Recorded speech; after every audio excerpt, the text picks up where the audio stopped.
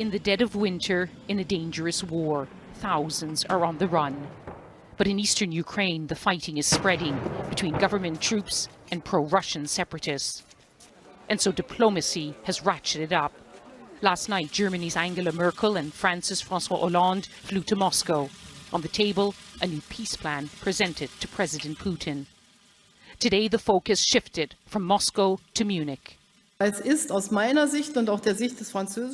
is uncertain whether they will be crowned a success, but in our view it is well worth our while to make an attempt.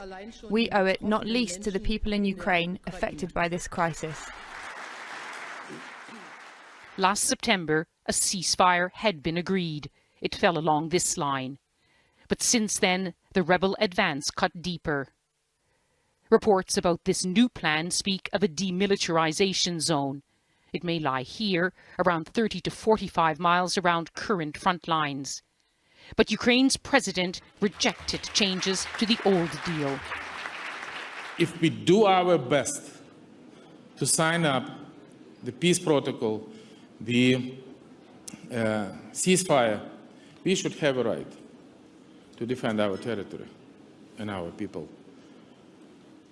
Ukraine is not just a war on Europe's doorstep, it's also its biggest test. Many are now saying the best that can be achieved is a ceasefire that freezes both sides where they are.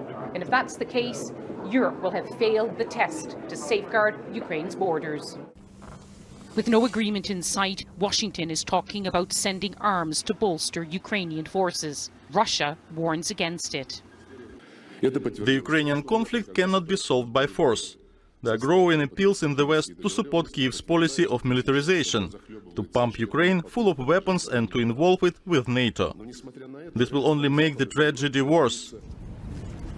The new plan is also said to include greater autonomy for rebel forces, but they're not waiting for any deal.